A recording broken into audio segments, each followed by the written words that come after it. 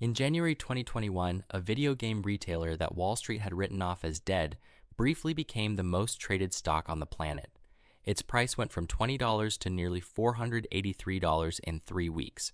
Hedge funds lost billions, Reddit celebrated, and almost nobody correctly explained why it actually happened. Most people think GameStop was purely a short squeeze, retail traders banding together to punish hedge funds. That's part of the story.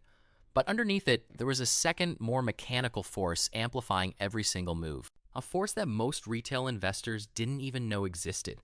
It's called a gamma squeeze, and once you understand it, you'll never look at a volatile stock the same way again.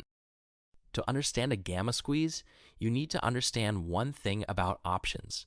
When you buy a call option, someone has to sell it to you, and that seller, usually a market maker, is now exposed if the stock goes up. To protect themselves, market makers hedge. They buy shares of the underlying stock proportional to how likely that option is to finish in the money. That ratio is called delta. A call option that's deep out of the money might have a delta of 0.10. The market maker buys 10 shares for every 100 share contract. But as the stock rises and that option gets closer to the money, delta increases. Maybe it hits 0.50, then 0.80, then 0.99. Here's where it gets interesting.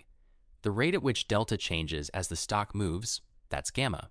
And gamma is highest when options are right at the strike price, which means the more the stock moves toward a strike, the more aggressively market makers have to buy shares to stay hedged. So what happens when millions of retail traders simultaneously pile into short-dated call options on a heavily shorted stock? You get a feedback loop that even the institutions didn't see coming. Here's the flywheel. Retail buyers flood into cheap, out-of-the-money GameStop calls. Market makers sell them those calls and immediately start delta hedging, buying GME shares. That buying pushes the stock price up. As the stock rises, those options get closer to the money. Delta rises. Market makers have to buy more shares. Price goes up again. More options come into range, more delta hedging, more buying.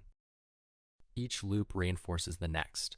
This is the gamma squeeze, a mechanical, self-accelerating buying cycle triggered by options hedging, not just human sentiment. In GameStop's case, by late January 2021, the options market had become enormous relative to the stock's float. The tail was wagging the dog. And because GME was also one of the most heavily shorted stocks in the market, at times exceeding 100% of available float, short sellers being forced to cover added a second wave of buying on top of the gamma-driven wave. 2 squeezes stacked. Now, here's the part that should make any investor uncomfortable. Gamma squeezes don't just happen in meme stocks. They can happen in any ticker where options activity becomes large enough relative to the float. And when they unwind just as fast. What does this mean practically? 3 things. First, unusual options volume is worth watching. When you see call buying spike dramatically on a low float stock, delta hedging may already be in motion. Second, the unwind is brutal. When momentum reverses, market makers sell their hedge shares just as mechanically as they bought them. The stock can collapse in hours. Third, most of the traders who made money on GME got out early. Most who lost money were chasing a headline, not a mechanism. Knowing the mechanism is what separates those two groups. The GameStop story wasn't just about retail versus Wall Street.